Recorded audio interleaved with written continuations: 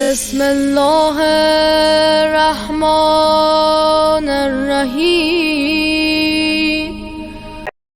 اور برے اعمال کے برے آثار بھی اسی دنیا میں پیش آتے ہیں، اور پروردگار عالم جب ہم آخرت کو بھولنے لگتے ہیں اور جب ہم آخرت کی طرف سے بے توجہ ہونے لگتے ہیں تو کبھی کبھی ہمیں نمونے دکھا دیتا ہے۔ دنیا میں رہتے ہوئے کبھی جزا کے نمونے ہمارے سامنے آ جاتے ہیں اور کبھی سزا کے نمونے ہمارے۔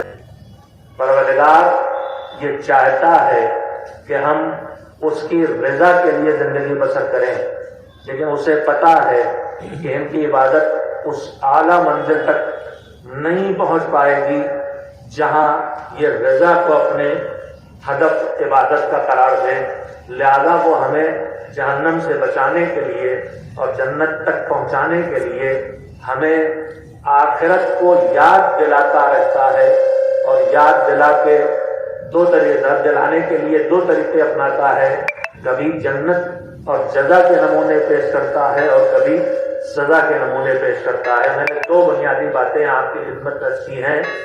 تم سے کوئی بدلہ چاہتے ہیں اور نہ تم سے کسی طرح کا شکریہ چاہتے ہیں۔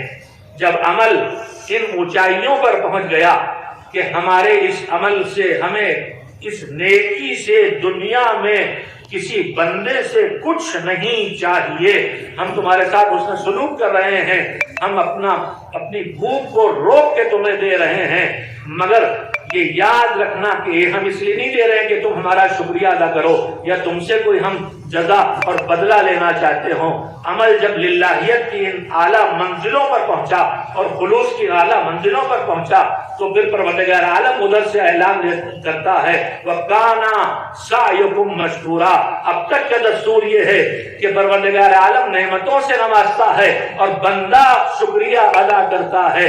اب تک کا طریقہ کار یہ رہا ہے کہ تم اچھے اعمال کو انجام دیتے ہو، اور تم جب اچھے اعمال کو انجام دیتے ہو تو اللہ قبول کرتا ہے، مگر اب یہ اچھا عمل ان بلندیوں پر پہنچ گیا ہے کہ تم اچھے عمل کو انجام دے رہے ہو، اور ہمیشہ جس کا شکریہ بندے کیا کرتے تھے آج وہ پروردگار اپنے بندوں کا شکریہ ادا کر رہا ہے۔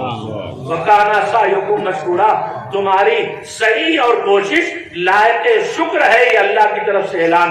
تو اب میں نے فہرست گنانا چاہی تھی کہ عمل جب اپنی کوالٹی میں آگے بڑھتا ہے تو پہلی منزل جزا کی، دوسری منزل لامحدود جزا کی، تیسری منزل رضا پروردگار کی، چوتھی منزل اللہ کی طرف سے حقدار شکریہ ہو جانے کی، جس کا مصداق صرف اہل بیت علیہ السلام دکھائی دیتے ہیں۔ لیکن اس کے بعد ایک منزل اور بھی آتی ہے، دکھائی دیتی ہے، بس جلدی سے دو جملوں میں کہنا چاہتا ہوں، اور وہ منزل وہ ہوتی ہے کہ جہاں عمل بندے کا ہو اور اللہ کہے یہ کام میرا۔ اس سے اونچی منزل نہیں ہو سکتی کہ کام بندہ کرے اور اللہ کہے یہ کام میرا ہے۔ برحمتک یا ارحم الراحمین۔